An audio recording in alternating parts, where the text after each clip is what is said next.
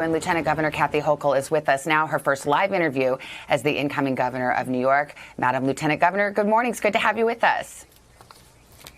Good morning. Thanks for having me on today. Well, you'll be coming into office under extraordinary circumstances. You've got a full plate, but one of the issues is going to greet you right at the door, which is this toxic culture. You have vowed to change it. What are you going to do? How far are you willing to go to clean house and ferret out bad actors inside the administration? Well, very first steps will be ensuring that anyone who's named in the report released by the Attorney General being involved in any kind of unethical behavior will no longer be part of this administration. They're gone on day one, so let's get that very clear. But secondly, I do believe that we're going to follow the law. I mean, the law prohibits the kind of behavior that was conducted here. And I want to make sure that there's a message that I'm tough. I'm not going to put up with anything that crosses the line or even comes close to the line, because this should be an environment where all people, women, members of the LGBTQ community, anyone is free of harassment, that they can come to work for the people of New York, stay focused, and get the job done. There'll be no more distractions. Yeah, you know, the report has surfaced not only these instances of sexual harassment, but also this larger cultural problem of bullying or intimidation. I mean, you've been a part of this administration for 6 years. Did you ever see any of that? Did you ever have occasion to talk to the governor about it or confront him about it? That was very much an insular situation, what was going on in his office. I think if anyone knows my career, they know that I've not been close to the governor. It's no secret. And my schedule reflects that I spend very little time in Albany except when I'm presiding over the Senate. So I travel.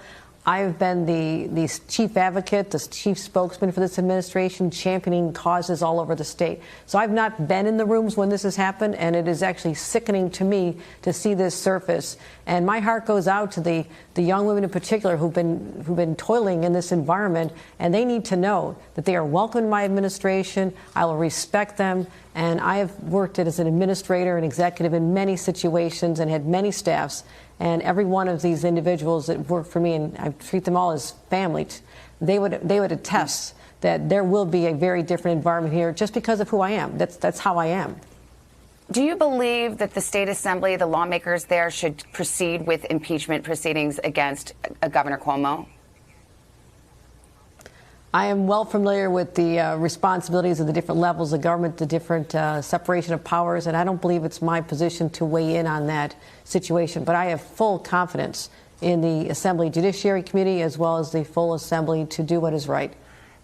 Can I push you on that just a little bit, though? Because, you know, you are coming in as governor, a position of leadership, and there's a divide here. Some say, look, let it go. It's a distraction. It takes resources. It takes time. Others say he should be held accountable and not be able to run for state office again. Where do you come down on that key issue of whether impeachment proceedings should go forward?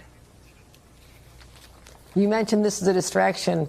I want the people of New York State to know that I will not be distracted from job one, which is to fight COVID and bring back our economy. So that'll be going on in a parallel universe, which I'll be observing, but I don't have a voice in this, and I want that process to play out independently of the responsibilities that I will have, which are quite weighty on day one. Let's talk about COVID, because there are some really hot issues being debated right now. One of them is mask mandates, particularly in schools. Just generally, where do you come down? Do you think there should be mask mandates in schools? Well, this is an opinion right now because Governor Cuomo is still in office, and this state only has one governor at a time. But when I become governor, this will be a key issue. And my view is that people will be wearing, children and everyone in a school environment will be wearing masks. That's just an opinion right now. I don't have the authority to make that the policy. And we're going to leave it up to the school districts right now. But we're going to monitor this closely.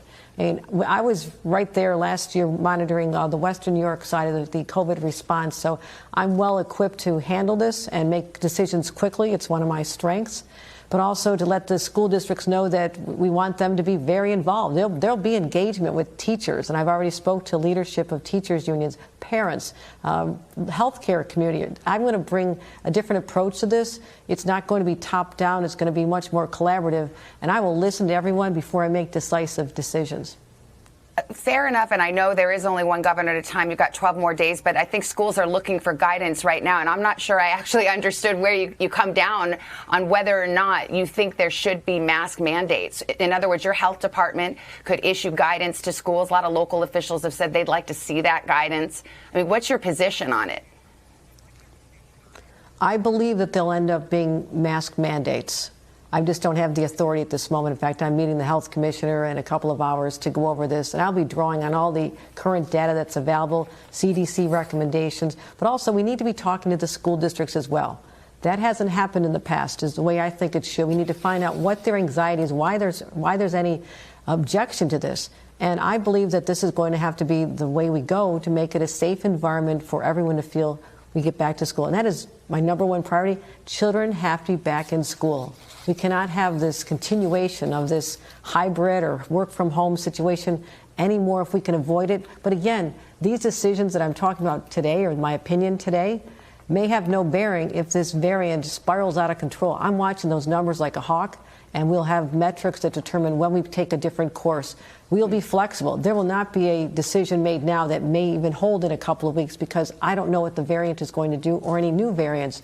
But that is the job of a governor, to make sure that we have that data and make the right decisions for New Yorkers. And before I let you go, you are finishing out Governor Cuomo's term. Will you run for your full term in your own right next year? Yes, I will. I fully expect to. I'm prepared for this. I've led a life working in every level of government, from Congress to local government. I am the most prepared person to assume this responsibility, and I'm going to ask the voters at some point for their faith in me again. But right now, I need their faith, I need their prayers, and I need their support to make sure we get this right. And I'm confident they'll see that I fight like hell every single day. It's how I'm hardwired, and I'm looking forward to this challenge, and I won't let New Yorkers down. Well, best of luck to you in this important work. Incoming New York Governor Kathy Hochul, thank you for your time this morning. We really appreciate it. Thank you.